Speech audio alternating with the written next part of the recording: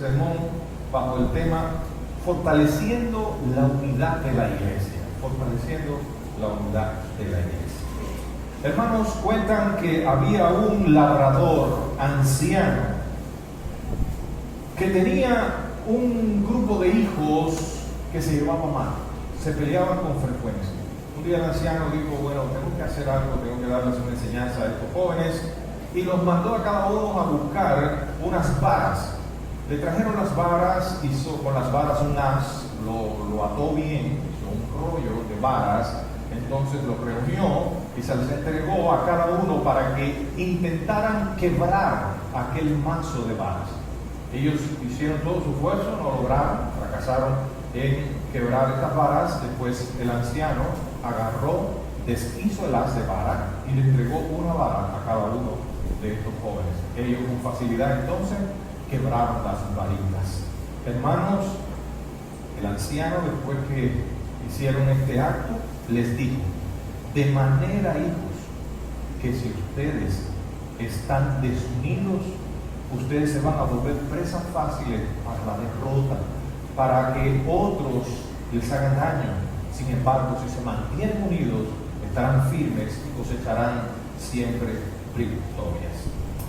A propósito, hermanos, de esta ilustración, queremos hacer énfasis en lo importante que es que la iglesia se encuentre unida. Que todos los hermanos, aún con nuestras diferencias, en las diferencias logremos tener unidad, en la diversidad mantener la unidad.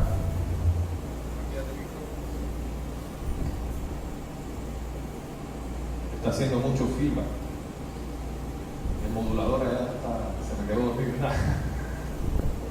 Bueno, mis hermanos, la idea es entonces que es sumamente importante que la iglesia se mantenga en unidad, no solo por la fortaleza y la seguridad que ofrece a sus miembros, sino también porque crea un lugar de inmenso deleite para el pueblo cristiano y un lugar, hermanos, ideal para que el pecador conozca la gracia de Dios. Por eso es importante que una iglesia esté unida, porque los hermanos se van a sentir cómodos, se van a sentir en un ambiente agradable, en un lugar deleitoso, van a desear estar siempre en la casa del Señor. Por ejemplo, mire cuántas vacas, mire los espacios vacíos.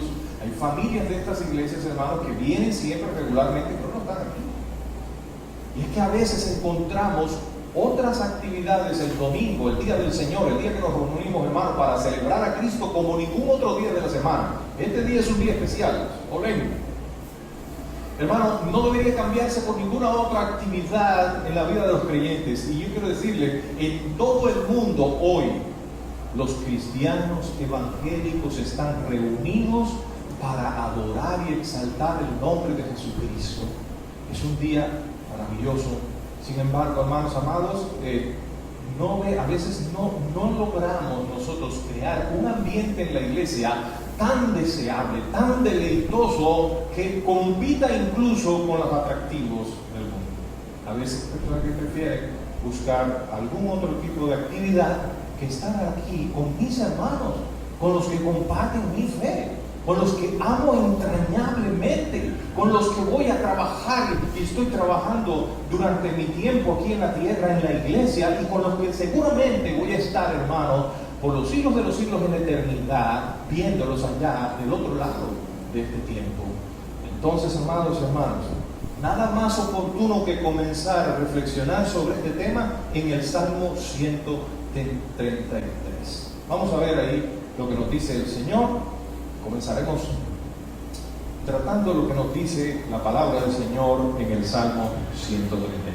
Vaya conmigo, por favor, a este salmo que casi todos conocemos de memoria, y leamos la palabra de Dios. Dice la letra así: mirad cuán bueno y cuán delicioso es habitar los hermanos juntos y en armonía. Ya ahí, hermanos amados, David nos está diciendo algo. Es deleitoso, es agradable, es delicioso que el pueblo de Dios se reúna juntos para adorar a Dios. Es deseable Y la pregunta que nosotros deberíamos hacernos esta mañana a la luz de las Escrituras es: ¿nuestra iglesia un lugar deseable? Los hermanos de la segunda iglesia evangélica y reformada del Chaparro esperan el domingo con ansias, esperan el día del Señor para venir a deleitarse con sus hermanos en la presencia de Dios, adorándole y exaltándole, hermanos amados, y compartiendo los unos a los otros aquellos dones que Dios les ha dado. Mirad cuán bueno y cuán delicioso es habitar los hermanos juntos en armonía. Es como el buen óleo sobre la cabeza. Y empieza David a comparar cómo él ve esta bendición de que los hermanos estén juntos en una iglesia. Pero hermanos, es estar juntos y estar revueltos. Por ahí dice el refrán: estamos juntos pero no estamos revueltos. Estamos juntos, pero tú por allá y yo por acá, tú con tu rollo y yo con el mío, una distancia. Hay personas que dicen: grandes cercas hacen buenas relaciones. Los vecinos dicen: grandes cercos nos mantienen con muy buenas relaciones. No, en la iglesia no es así. En la iglesia no deben haber cercos, no deben haber barreras, no deben haber murallas.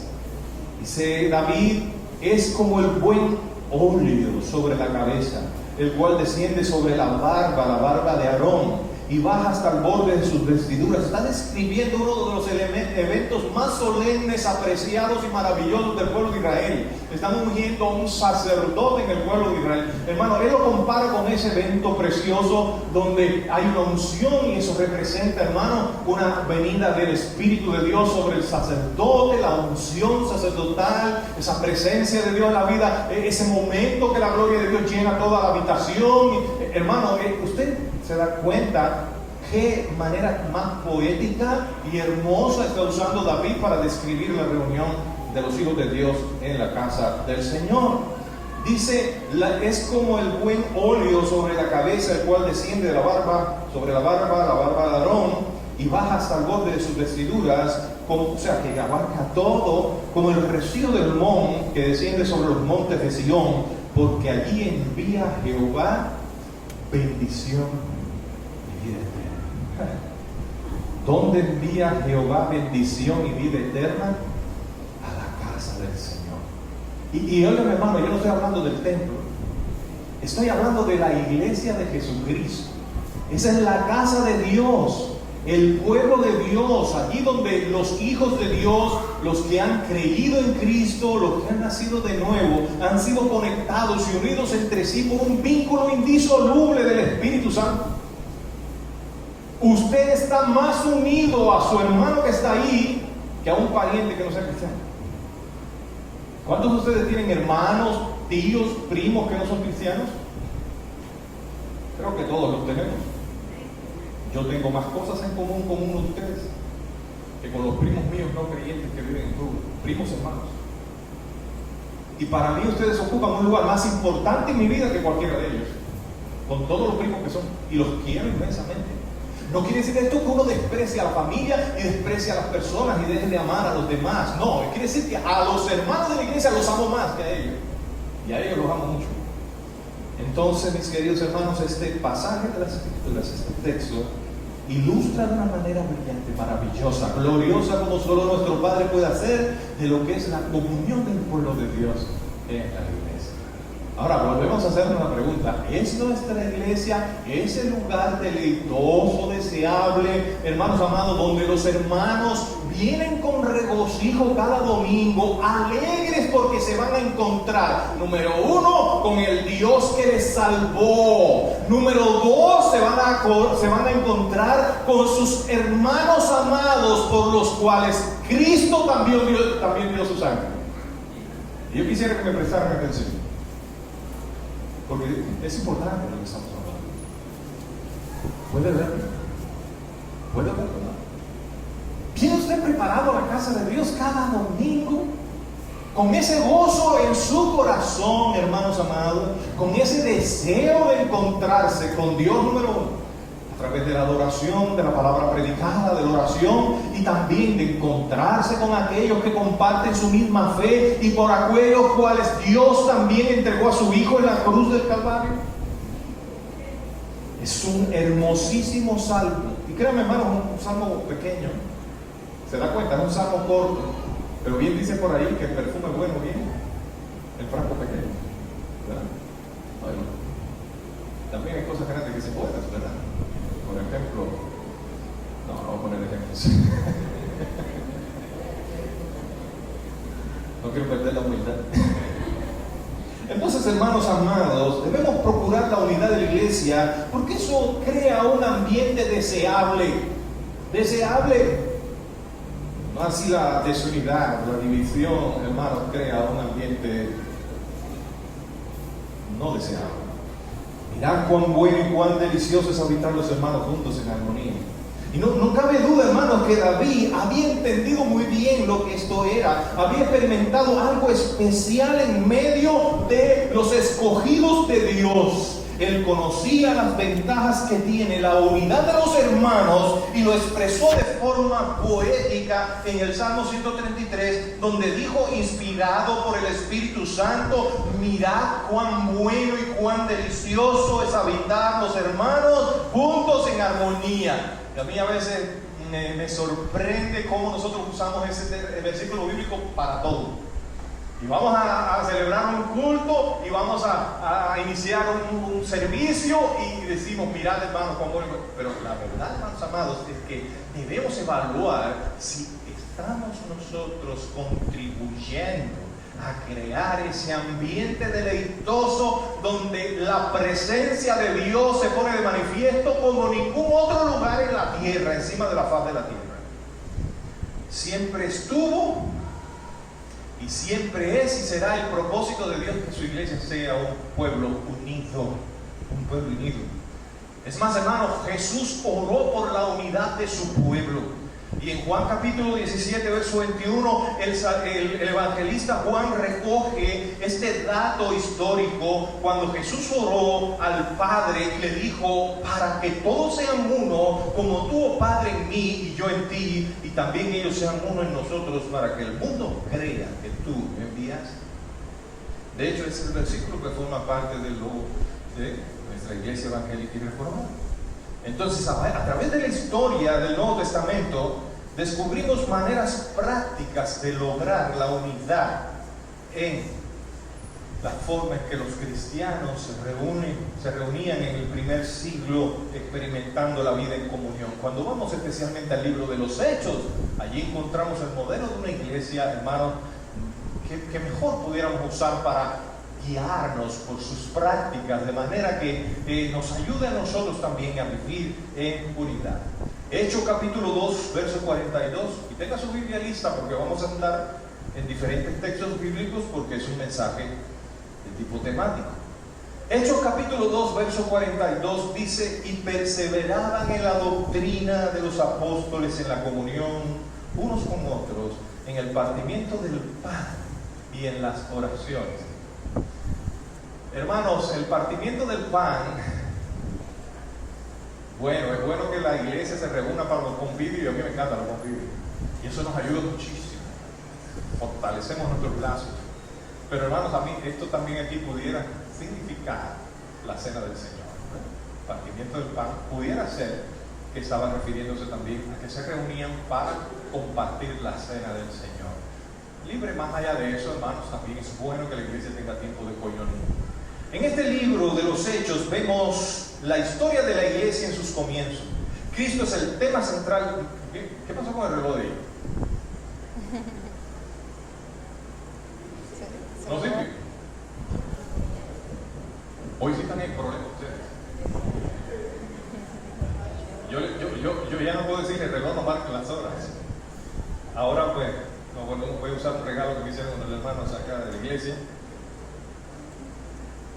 Ojalá que no me va a caer ahí, me la vamos a poner por acá. Imagínense, hermano, llevamos 20 minutos. Bueno, y estamos empezando. Vamos a tratar de ir lo más rápido porque tengo cosas muy importantes que decir, hermanos. En la palabra del Señor, nosotros encontramos en el libro de los Hechos lo que era una iglesia en sus comienzos. Cristo es el tema central de la historia. Es lo que llamamos evangelio, el mensaje de las buenas nuevas de salvación. La iglesia es el medio que Dios utiliza para comunicar este mensaje, y el Espíritu Santo es el poder que opera a través de la iglesia para que Cristo sea conocido, para que Cristo sea exaltado. Ahora, cuando nosotros vemos esta parte del libro de los Hechos, lo que vemos allí es una historia de unidad. Siempre ha sido la voluntad de Cristo que la iglesia esté unida, que por la unidad los hijos de Dios participen de la gracia que Dios mismo derrama sobre ellos y se deleiten juntos en las bendiciones que Dios envía allí donde hay verdadera armonía. Yo les decía, no es lo mismo estar juntos que estar en armonía. Si yo le dijera a mi hermano Julio, pasa aquí al frente, tome su guitarra y desentone una sola cuerda de las 12 que tiene. 6. De las 6, pero estoy pensando en mi guitarra que tiene 12 cuerdas. En las 6, una de las 6 cuerdas, desentone una sola y trate de entonar un acorde. Va a sonar mal, va a sonar desagradable. Hermanos, créanme, cuando la iglesia no está en armonía, las cosas no son deleitosas. Cuando solamente hay un miembro de la iglesia, hermanos, que está caminando en dirección contraria al resto de la iglesia, ya eso trae un desequilibrio, un desbalance, una debilidad en el deleite y la fortaleza de la iglesia. Que por la unidad los hijos de Dios participen de la gracia que se derrama sobre ellos y se deleiten juntos en las bendiciones que Dios envía allí donde hay verdadera armonía.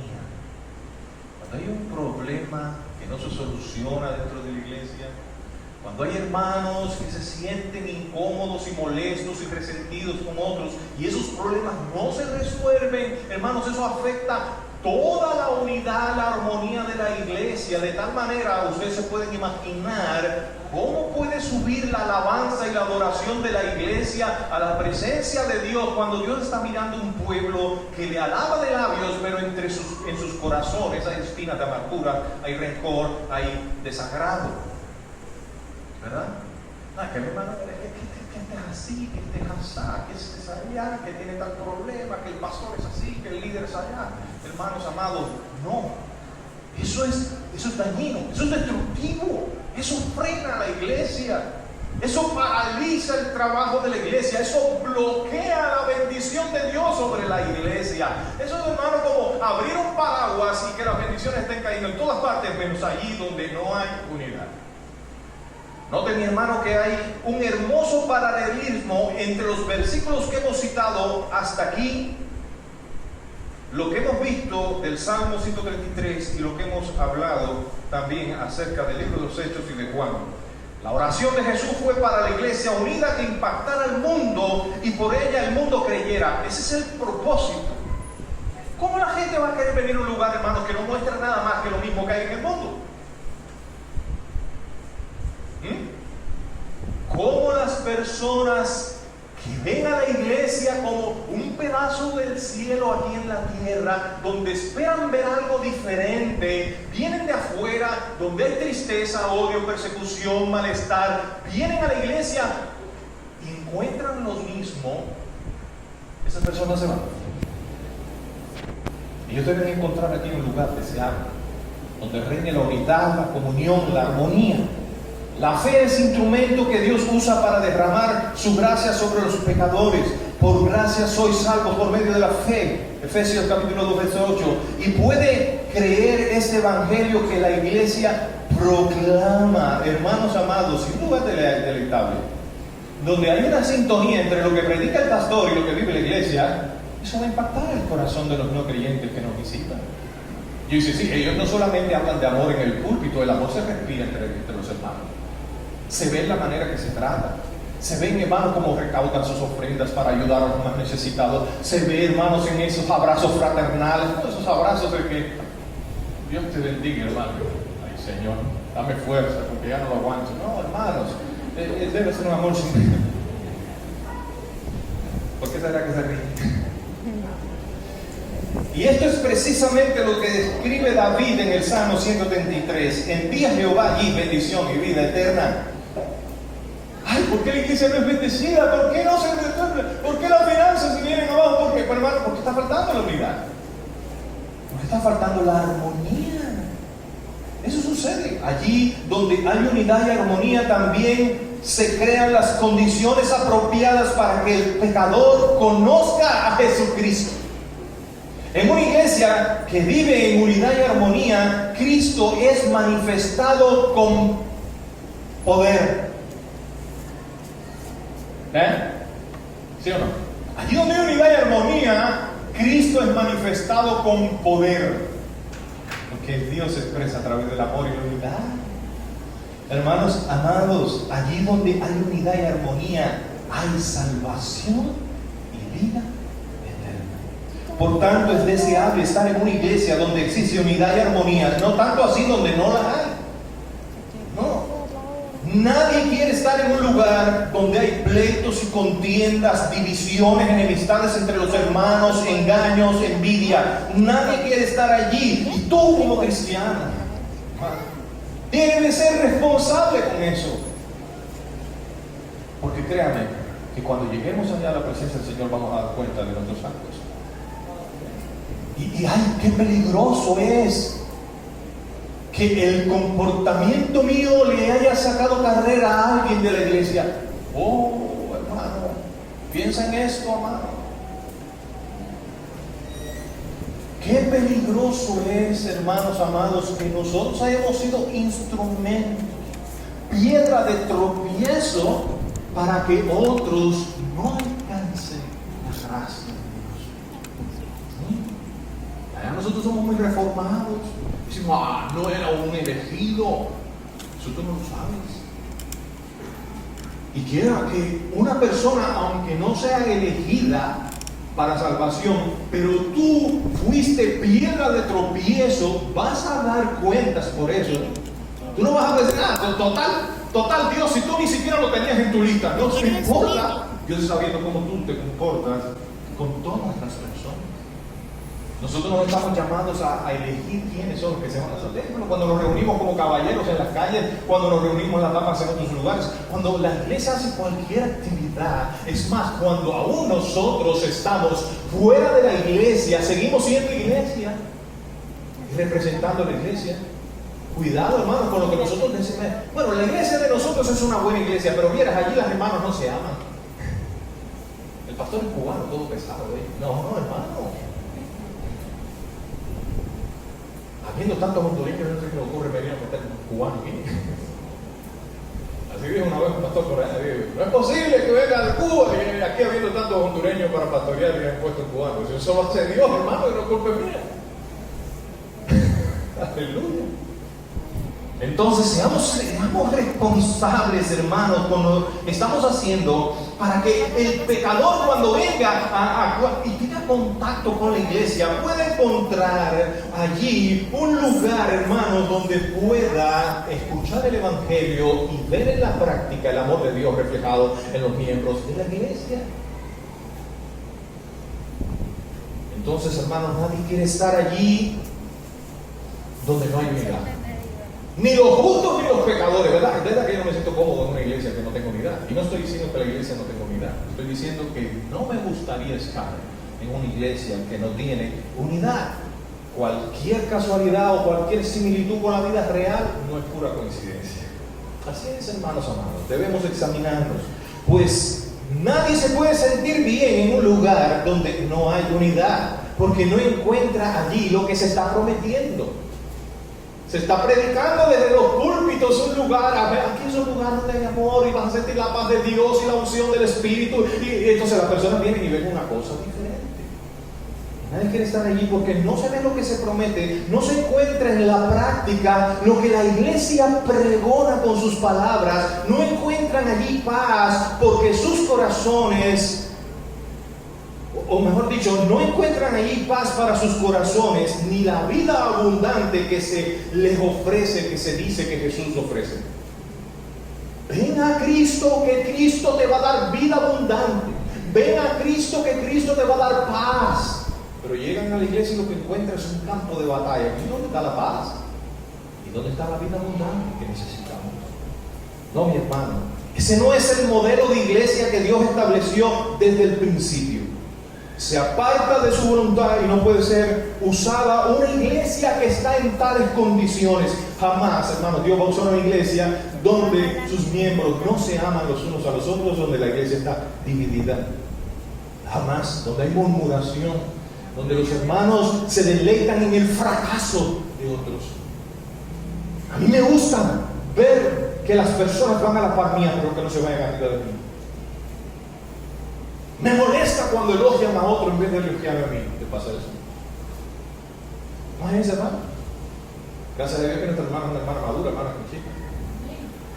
Y yo soy fulacho, el certificado estaba allá, se quedó en el. No saben. Pero si mi hermana no estuviera bien plantada, bien cimentada, el padre dice que ahora en esta iglesia no hay amor. Y él va a decir a todo el mundo: mira, estuve como 15 semanas ahí estudiando y al final, porque hermano, así es. Y díganme que no. A veces nos herimos, hermanos, solo con que nos roce el pétalo de una rosa. ¿Sí o no? ¿Y la tolerancia dónde está? ¿Y la mansedumbre dónde está? ¿El dominio propio dónde está?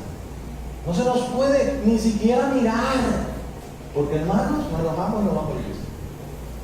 Eso no es bueno para la iglesia, eso no es bueno para los hermanos, eso no es bueno para el cuerpo de Cristo. Ese no es el modelo que Cristo estableció desde el principio. Se aparta de su voluntad y no puede ser usada, hermanos amados. Una iglesia que está en esas condiciones, no hay comunión, hermanos, entre la luz y las tinieblas, no hay armonía entre lo celestial y lo mundanal, y un lugar lleno de divisiones y contienda siempre será una extensión del mundo afuera dentro de la iglesia. Nosotros no somos eso.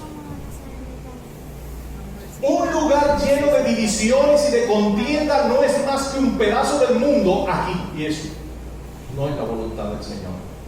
Esta es casa de Dios, columna y baluarte de la verdad, puerta al cielo. Aquí, hermanos amados, el Espíritu de Dios reina, y en este lugar el amor fraternal debe estar fluyendo del corazón de todos los hermanos, de tal manera que la unidad del vínculo del amor del Espíritu de Dios convierta siempre nuestras reuniones en un lugar deseable, no solo para el injusto, no solo para los creyentes, sino para todos aquellos que nos visitan. ¿Sí o no? Entiéndalo de esta forma. Imagine lo que sería salir del mundo, de ese mundo oscuro, triste. Aquel ya se quiere suicidar, ya no aguanta el hogar, los conflictos, los problemas, los pleitos, las guerras, las persecuciones, las extorsiones, las violencias, todas esas cosas del mundo. Él viene fatigado, con su corazón oprimido y lleno de pecado, de maldad, y llega a una iglesia que refleja las mismas características de ese mundo que está allá afuera. Eso, mi hermano, desanima al más fuerte de los corazones. La iglesia debe ser siempre todo lo contrario, aún con sus defectos y sus limitaciones. Porque sí, nosotros no somos una colección de santos perfectos. La iglesia no es una vitrina donde se exponen o se ponen donde se pone ahí a la vista un grupo de personas perfectas que no tienen ninguna debilidad. No. La iglesia, en lugar de eso, es un hospital del alma.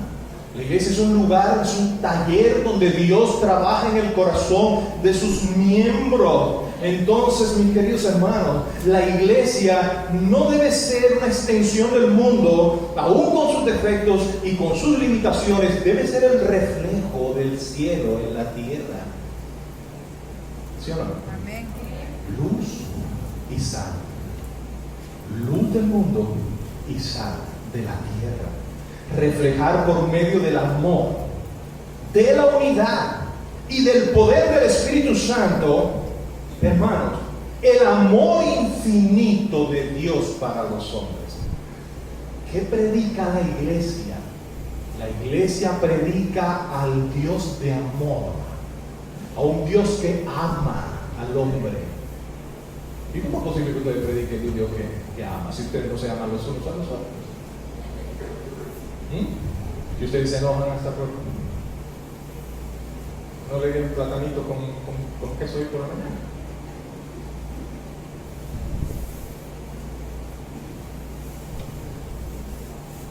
Es el resultado de la unidad de la iglesia en el vínculo perfecto del amor. Esa es la petición de Pablo a los creyentes en Éfeso. Cuando Pablo, preso en Éfeso, escribe esta carta, les dice: yo pues preso en el Señor os ruego que andéis como es digno del llamamiento con que sois llamados, con toda humildad y mansedumbre, con paciencia, soportándoos los unos a los otros en amor, solícitos en guardar la unidad del Espíritu en el vínculo de la paz. Es un mandato. Dios manda a sus hijos que sean solícitos, que sean diligentes, que hagan esto rápido, que guarden el vínculo de la paz, que guarden la unidad, en el espíritu, en el vínculo de la paz. Ahora, ¿cómo vamos nosotros a responder a ese llamado celestial de este tipo?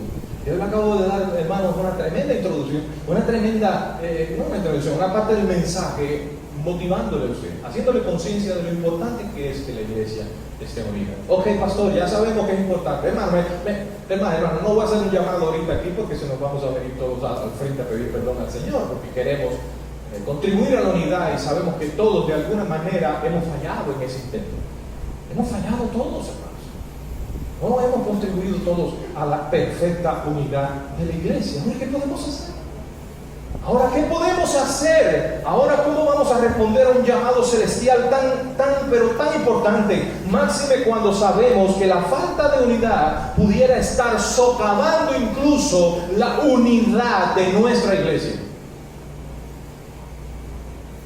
Y probablemente usted vea los domingos y estamos juntos aquí y eso, y decimos, la iglesia es una iglesia unida. Sí, pero ¿a qué por ciento estamos unidos? ¿Estamos realmente todos unidos en el vínculo de la paz? ¿O habrá áreas que necesitan, hermanos, ser tratadas? Bueno, hermanos, el Señor nos va a hablar de un par de cosas acá. Para lograr la unidad de la iglesia, pudiéramos seguir algunos consejos bíblicos.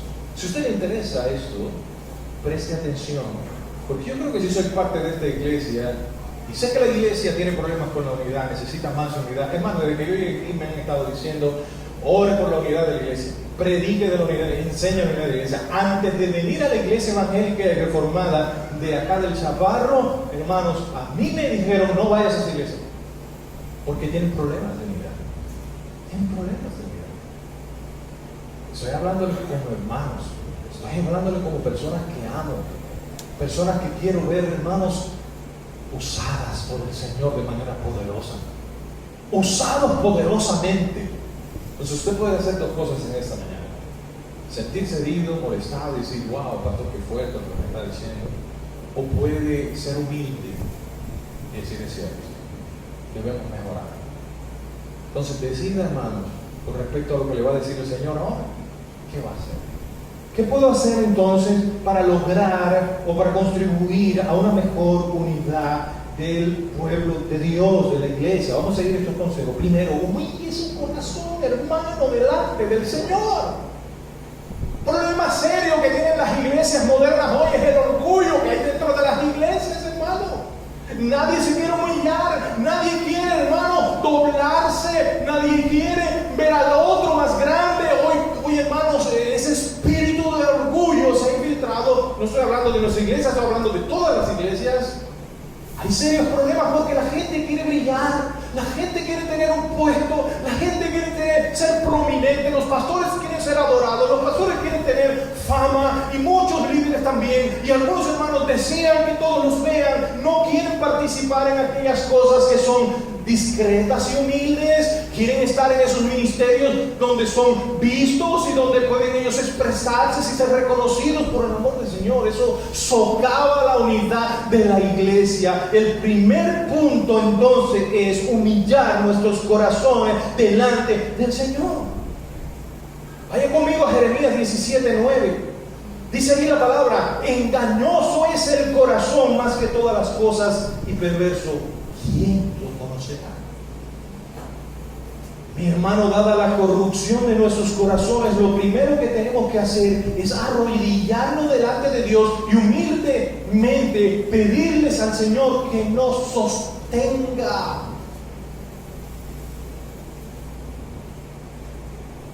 Les voy a decir cosas muy fuertes. Yo tengo ahí en la oficina más de 60, 70, 80 encuestas que ya le hicimos a la iglesia. Ustedes se van a sorprender cuando vean los resultados de esas encuestas. Se van a sorprender. Se van a sorprender. ¿Cuándo fue la última vez que esta iglesia hizo una reunión? Bueno, sí, hay un grupo, tal vez las damas para que... Vamos, aquí no hay microreinos en la iglesia. Si las damas convocan a un ayuno, no es para las damas, es para que toda la iglesia venga a ese ayuno.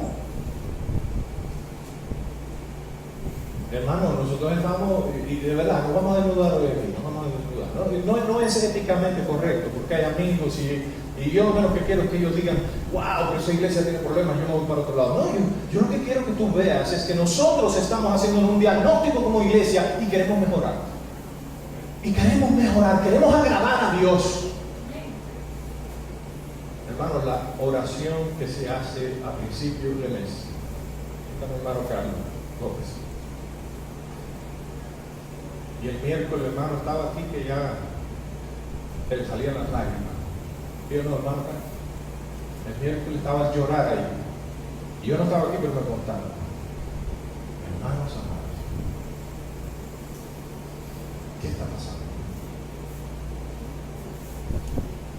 Debemos, hermanos amados, humillar nuestros corazones y decirle, Señor, sosténlos. Si dice 2 Corintios 7:14, perdón, 2 de Crónicas 7:14, si se humillare mi pueblo sobre el cual mi nombre es invocado.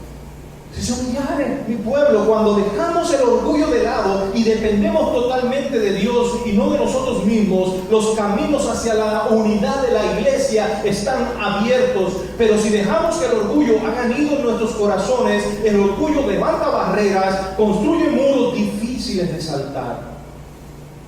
Hermanos amados, dejemos ya de creer que somos buenos o que somos indispensables. No somos nosotros los que edificamos el reino de Dios, es Dios quien lo edifica y debemos rogar a Él por el privilegio de involucrarnos en esta obra. Humildemente. Debemos rogar a Dios porque nos dé el privilegio de involucrarnos en esta obra. Por tanto, humillémonos delante de Dios y delante de los hombres para que se fortalezca la unidad dentro del pueblo de Dios. Número 2.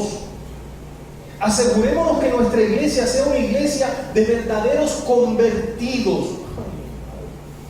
Yo nada más me meto en estos problemas. Yo nada más me meto en esos problemas. Porque, hermanos, hace un tiempo atrás, yo hice lo que Dios me dijo. Yo le llamé la atención a un grupo de personas. ¿Por qué? Porque los pastores velamos por las almas de las ovejas. Nosotros no queremos que ninguno se pierda. Y si yo estoy viendo, hermano, que tú no caminas como cristiano, es mi responsabilidad venir y decirte, hermanito, estás caminando conforme a un modelo que no es el de la palabra. Y si caminas como si no fueras cristiano, probablemente no seas cristiano. Y sabes una cosa, si tú te enojas, eso asegura más todavía que no eres cristiano. Vaya amén, pero así es. Me decía el hermano Timoteo que era duro. Esta hermana Timoteo. Hermano, pero eso es lo que enseña la palabra. Eso es lo que enseña la palabra. Hay dos cosas que ayudan mucho en ese sentido. No usar, hermano, métodos extrabíblicos para traer personas a la iglesia, para que después no tengamos problemas. Hoy está de moda hacer cosas dentro de las iglesias atractivas. Ahorita van a rifar por allá unas motos, unos carros, no sé qué, para que la gente venga a una campaña. ¿Qué es eso? Ya la gente no quiere orar. No, yo lo que tengo que hacer es, hermano, postrarme, orar, salir a evangelizar, motivar, pregonar la palabra del Señor y Dios va a agregar a la iglesia a los que han de ser salvos. Yo no tengo que empezar a entregar aquí provisiones para que esta iglesia se llene de personas. Yo no tengo que poner una anuncio en la radio de que en esta iglesia hay una clínica abierta, gratuita para todo el mundo, para que así se llene la iglesia. No, hermano, esos son métodos extrabíblicos. Se va a llenar la iglesia, pero se va a llenar de pecado, se va a llenar de problemas, porque son personas no convertidas y esas personas no se pueden discipular. Ahí está después el pastor y los líderes discipulando cabritos, discipulando personas que no han nacido de nuevo, mis queridos hermanos. ¿Cuál es el resultado? Esas personas no logran vivir en el poder del Espíritu porque no habita Dios en ellos. Y como nosotros hoy nos interesan tanto los números, como estamos tan enfocados en las estadísticas, ¿saben qué pasa? Que muchas veces damos un discipulado y tenemos 15 y sabemos que de esos 15 hay como 6 ahí, hermanos, que no tienen por ninguna parte evidencia de que son hijos de Dios. Hermanos, el buen árbol se ve por sus frutos. Yo no puedo saber si tú eres o no eres cristiano, pero todavía debo yo esperar a que en ti se vean los frutos de la obra del Espíritu. Puede ser que tú llegaste ayer a la iglesia, estás tierno, todavía no has madurado, pero no puede ser que tú lleves meses, años en la iglesia y por ninguna parte, hermano, vea un fruto de la obra del Espíritu. Y hermano, yo te lleve a las aguas del bautismo y te habilite para participar en la cena del Señor y estamos entonando juicio para ti y problema para la iglesia. Ahí no puede haber bendición. Entonces después esas personas, hermanos, se bautizan, empiezan a escalar porque tal vez tienen alguna carisma, tienen una manera de expresarse bonito, tienen algún conocimiento porque son profesionales, no sé, esto no es por nadie en especial, es que pasa, hermano. Y llegan incluso a convertirse en pastores, llegan incluso a convertirse en grandes líderes. Y hermanos, hemos estado en lugares, hemos ya tenido conocimiento de reuniones donde se ha predicado el Evangelio a un grupo de pastores, no de nuestra denominación, gracias a Dios, un grupo de pastores, y en ese momento se han convertido pastores. Hermano, vengo aquí a entregarle mi vida a Cristo porque he andado toda la vida pastoreando en la iglesia. Eso se da mucho en Estados Unidos. Personas que nacen en una familia cristiana, lo educan bajo conocimiento teórico cristiano, los llevan a un seminario, los preparan para pastor y los ponen a pastorear, pero esos nunca tuvieron un encuentro con Cristo, nunca se arrepintieron de sus pecados, nunca vieron su necesidad y su miseria delante de Dios. ¿Y qué pasa, hermanos amados? Que si la iglesia no pone su mirada en eso, va a tener siempre divisiones en su seno. Siempre va a tener problemas y el pecado va a estar siempre a la orden del día, porque la carne no puede sujetarse al Espíritu. La carne es, el Espíritu es Espíritu, lo espiritual solo se puede discernir de manera espiritual. Le estoy hablando, hermano, como si este fuera el último mensaje que lo voy a predicar. Así que mañana me mandan el papel y dicen, pastor, haga su maleta, ya tiene que ir, no importa, pero yo me voy con mi Dios con la satisfacción que dije que tenía que decir. Es necesario, hermanos amados, que el pastor, el liderazgo de esta iglesia y todos los hermanos nos enfoquemos en la condición espiritual de cada uno de nuestros miembros. Tenemos hermanos que no dan evidencia por ninguna parte de ser creyentes verdaderos. ¿Qué hay que hacer con ellos? ¿Tomarlos y sacarlos de la iglesia? ¿Agarrarlos y ponerlos en público aquí y ofenderlos? ¡No! Tenemos que amarlos, exponerlos al Evangelio, sentarnos con ellos, afirmar su fe, entrenarlos, discipularlos, hermanos, porque ellos no están aquí por casualidad, ellos no están aquí por gusto, pero yo no quiero que cuando llegue al cielo el Señor me diga, tenías personas ahí sentadas en las bancas de tu iglesia y ya no están aquí, están abajo en el infierno porque tú sabías que ellos no estaban dando fruto y nunca te les acercaste, nunca los exhortaste porque tenías miedo que se enojaran contigo, tenías miedo que te dieran mal, tenías miedo que dejaran de quererte o de darte las cosas para estar cómodo. No, que Dios nos libre de eso. Ay, hermano, que se va a molestar, hermano, es que se va a molestar y se va a ir de la iglesia. Ojo, hermano, si usted le dice la verdad de Dios en amor a un pecador y se va, usted no tiene ningún problema. Pero si usted es condescendiente con el pecado de una persona y sabiendo que esa persona va rumbo al infierno, no le dice nada y lo deja confiado en su religiosidad, creyendo que porque está sentado en las bancas de una iglesia se va al cielo, ahí usted se va a tener claro. Hermanos amados, no usemos métodos extrabíblicos para traer personas a la iglesia. Primera Corintios capítulo 2 verso 1 dice Pablo: así que hermanos, cuando fui a vosotros para predicaros el testimonio de Dios, no fui con excelencia de palabras o de sabiduría, pues me propuse no saber otra cosa entre vosotros sino a Cristo y a este crucificado. Yo no tengo aquí que estar predicando mensajes entretenidos, mensajes, hermanos, para que la gente se sienta bien. El mensaje de la palabra de Dios, cuando se predica, hermanos, confronta el pecado, exhorta, hermanos amados. El amor, claro, tiene que ser siempre el condimento de esos mensajes. Esto que yo les estoy diciendo no se lo puedo decir sin amor, porque eso sería una brutalidad. Y hay de aquel que golpea las ovejas del Señor. Pero hermanos, también dice un refrán que no está en la Biblia, pero es muy bueno, que hermanos, es preferible herir con la verdad que matar con la mentira. Es preferible herir con la verdad que matar con la mentira. ¡Qué amor pudiera tener yo como pastor por esta iglesia si dejo que algunas personas sigan caminando rumbo a la oscuridad y no les advierto y no les digo porque me da pena, porque se van a molestar conmigo? A veces el hermano me dice: no, hermano, yo no le voy a decir porque se va a molestar, me va a enojar. Pues usted no ama al hermano, no lo ama. Si usted lo ama, ayúdele, corrígele. Y no ande inventando cosas. Yo no voy a predicar aquí cosas raras ahí de los ovnis y 20 cosas para que la gente se sienta entretenida y se llene a la iglesia. No, hermano, el evangelio de Jesucristo es poder, y poder para salvación. Y el evangelio será predicado en este púlpito una y mil veces hasta que los pecadores vengan al cielo de Cristo.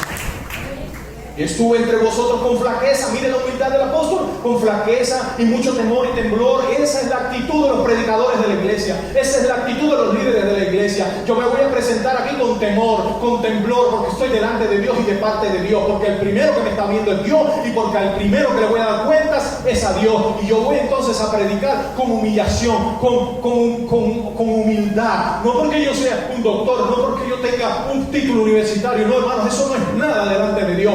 Tú lo que debes tener un corazón humillado delante de tu Padre. Y hermanos amados, predicar la verdad y solamente la verdad de Dios, en el poder del Espíritu y condimentado con el amor. Y dice Pablo: y mi palabra y mi predicación no fue con palabras persuasivas de humana sabiduría, no es manipulando a la gente con psicología, sino una demostración en el Espíritu y de poder, para que vuestra fe no esté fundamentada, hermanos, en la sabiduría de los hombres, sino en el poder de Dios. O sea, para que una iglesia esté unida, hermanos amados, nosotros debemos cuidar que el evangelio que se predica dentro de la iglesia es un evangelio bíblico, llevando a los hermanos también a que se haga un autoexamen de la fe.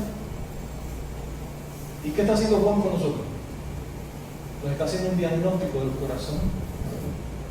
Y yo sé que hay algunos hermanos que están aburridos y dicen: ay, Juan, ya la primera carta de Juan ya lo tengo aquí ya. No, no puede ser así, hermano. La primera carta de Juan nos está haciendo una radiografía, nos está haciendo un escáner de nuestra vida espiritual. ¿Y qué estamos viendo ahí? Esas cosas. Hay que amar a los hermanos, hay que permanecer en Cristo, ¿verdad?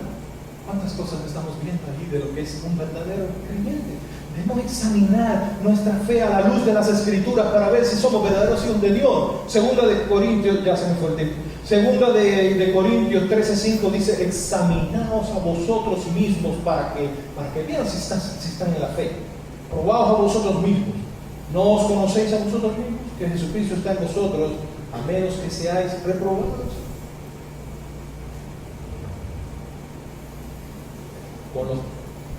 Al pasar de los años, se ha diluido tanto el evangelio y las iglesias se han vuelto tan condescendientes con el pecado. Y hoy, hermanos amados, se vive en un libertinaje espiritual tan grande que ya no importa quién es el que está entrando a la membresía de la iglesia. En los tiempos de la reforma, posterior a la reforma, después lo que fue, generalmente, específicamente en el siglo XIX, en el siglo donde estaban aquellos reformadores, donde estaban aquellos puritanos, había una responsabilidad, un celo por conocer el estado espiritual de la iglesia, el estado espiritual de los matrimonios.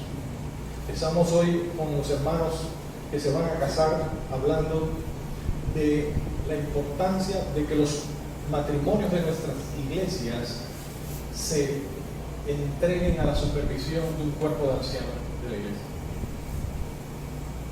Y sabes, nuestros prejuicios y nuestra mentalidad Nuestra cultura latina no nos permite hacer eso. Pero cada matrimonio de nuestra iglesia debería estar conectado con el cuerpo oficiante de esta iglesia para que supervise el estado de ese matrimonio. Hay matrimonios de nuestra iglesia que están pasando por fuertes crisis. Hay matrimonios en nuestra iglesia, no todos, claro, obviamente, la mayoría de nuestros matrimonios están muy bendecidos, pero si un miembro de la iglesia se duele, toda la iglesia se duele. ¿Usted cree que los problemas que tiene en casa con su esposo y su esposa no repercuten en la iglesia? Entonces usted no está creyendo la palabra. Si usted tiene pleitos y contiendas con su esposa, si usted tiene problemas de infidelidad con su esposa, con su esposo, en su casa, en su vida, hermano, eso está repercutiendo directamente en la iglesia, porque somos un cuerpo. Eso de esa mentalidad de individualismo, quítesela de la mente. Ya usted no pertenece usted no es un llanero solitario. Ya usted no es un ente libre que anda de allí para allá. Ya usted no puede decir, yo vivo como me da la gana. No, hermano, tú perteneces a un cuerpo. Y Pablo decía, antes yo me ataba, iba donde quería, ya otro me ata a mí y me lleva donde no quiero ir. Hermano, ya ahora nosotros estamos unidos a un cuerpo y estamos sujetos a la autoridad de Cristo en ese cuerpo.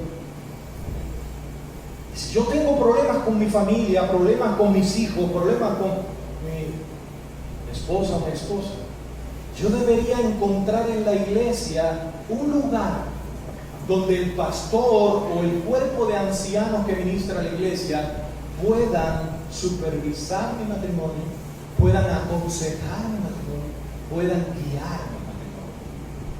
Pero a veces nos da pena. Es difícil porque, pastor, son nuestras intimidades. Hermano, no hay intimidad que no vaya a ser sacada de la luz. ¿Tú vas a esperar que tiene Cristo y que todo eso saque la luz delante de todo el mundo? ¿O mejor vas a venir y vas a recibir la bendición del pastor y del cuerpo ministerial? Entonces, hermanos, voy a terminar con eso. Los pastores en los tiempos de la Reforma y del principio del siglo XIX eran muy celosos de conocer el estado espiritual de su rebaño. Se aseguraban de que cada cristiano hubiera comprendido bien el Evangelio y que expresaran en su vida las marcas de la obra del Espíritu Santo de Dios. ¿Y quieren que les voy a decir algo? Cuando un pastor y un grupo de líderes dice, no, a partir de ahora nosotros vamos a esforzarnos por ver que cada hermano esté expresando la vida de Jesús en él, en su vida y a través de su vida. ¿Saben qué sucede, hermano? Que la persona que quiere seguir viviendo conforme a la carne, la persona que no se quiere sujetar, la persona que no quiere obedecer al Señor, que solo está viviendo una apariencia, se termina yendo de la iglesia. No es lo que queremos. Y vamos a orar para que eso no pase. Pero saben, hermanos, la meta de nosotros no es amontonar personas. La meta de nosotros, hermanos, es predicar el Evangelio de Jesucristo y llenar el cielo de almas. Es que las personas vengan al conocimiento de la verdad de Dios y humillados vengan en fe a Jesucristo. No es mantenerlos aquí, porque entonces la iglesia va a dejar de ser iglesia y se va a convertir en un club social. Y hay muchos clubes sociales hoy. Tú llegas, ahí nunca se van a preocupar si tú estás bien o estás mal, ahí no se van a preocupar si tú estás en adulterio o no estás en adulterio, ahí no se van a preocupar si tú estás viviendo una vida completamente desordenada. Ahí tú puedes estar tranquilo, porque ahí todo es paz y amor, y ahí todo es prosperidad, y buenas alabanzas, y buenas sillas, y todo es feliz, y todos estamos bien, somos el pueblo del Señor, aleluya, nos vamos con Cristo. Hermanos, ojo, eso es muy peligroso. Que vendrá, dice el Señor en su palabra, en aquel día me dirán, Señor, Señor, en tu nombre profetizamos, en tu nombre echamos fuera demonios, en tu nombre enseñamos en las plazas, y el Señor les dirá, apartados de mí, hacedores de maldad, yo nunca los conocí. Pero si en esta iglesia, hermano, nos preocupamos por predicar el Evangelio bíblico de nuestro Señor Jesucristo, si en esta iglesia somos celosos del liderazgo de esta iglesia, de acercarnos a aquellos hermanos que no están expresando a través de sus vidas una verdadera comunión con el Espíritu Santo.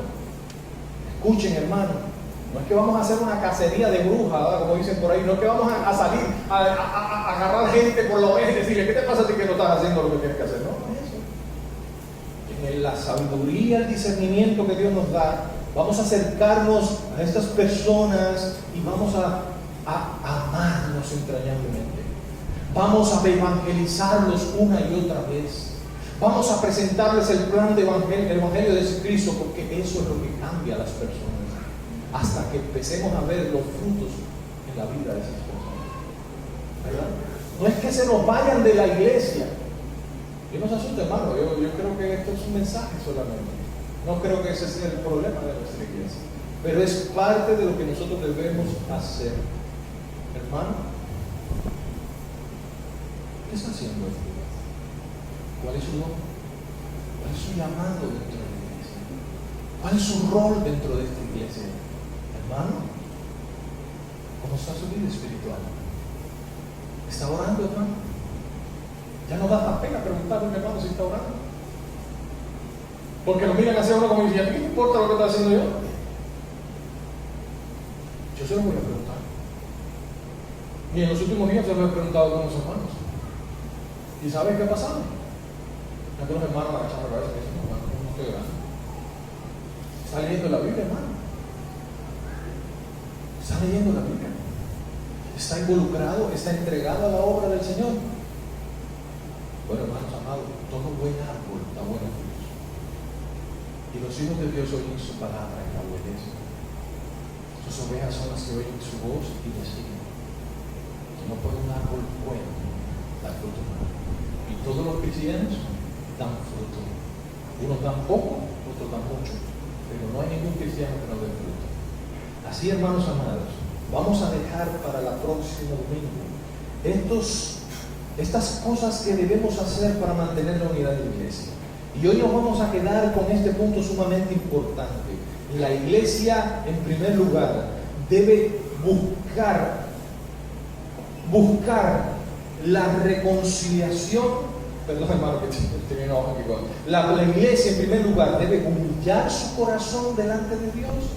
Y en segundo lugar, la iglesia debe asegurarse que es una iglesia formada con verdaderos cristianos convertidos. ¿Bautizamos 2 este año? 2 bautizamos. Pero yo no voy a bautizar 15 sabiendo que esos 15 no están bien. Si yo no veo el fruto de la obra del Espíritu en esas vidas, hermanos amados, yo no puedo saber si son cristianos o no, pero mejor les voy a dar un tiempo a que yo vea que hay entrega, que yo vea que esas personas aman la palabra del Señor. Yo no puedo creer, hermano, que a un cristiano no le guste orar. Yo no puedo creer que a un cristiano no le guste estudiar la Biblia. Yo no puedo creer que a un cristiano no le gusten los estudios bíblicos, hermano. Y créanme decir que yo me siento triste cuando veo los jueves cómo ha decaído la asistencia de los hermanos a la iglesia. ¿Qué era lo que nos motivó? Ay, pastor, queremos ver cómo es de nuevo. Ahora es cuando de verdad se prueba esta iglesia. Ahora es cuando verdaderamente se va a saber quiénes somos. Y ahora, a finales de año, vamos a presentar un plan nuevo. Tenemos un desafío, un reto grandísimo. ¿Dónde están los que van a asumir ese reto? ¿Dónde están los que van a decir: heme aquí, Señor, yo iré? ¿Dónde están? Porque, hermanos amados, los verdaderos son los que se quedan cuando los problemas llegan. Los verdaderos son los que dicen: heme aquí, cuando todos los demás ya se fueron. Pero ese remanente es el que va, hermanos, a ser usado en la poderosa mano de Dios. Y yo creo que el postrer estado de esta casa será más glorioso y mucho más grande que todos los tiempos atrás. ¿Cuántos están los que lo creen? Amén. ¿Cuántos están? ¿Dónde están los que creen esa palabra? Amén. Póngase de pie y vamos a orar y vamos a dar gracias al Señor. Yo creo firmemente, hermano, que Dios no se equivoca. Dios va a hacer algo grande con nosotros. Amén. Gloria a Dios. Cerremos.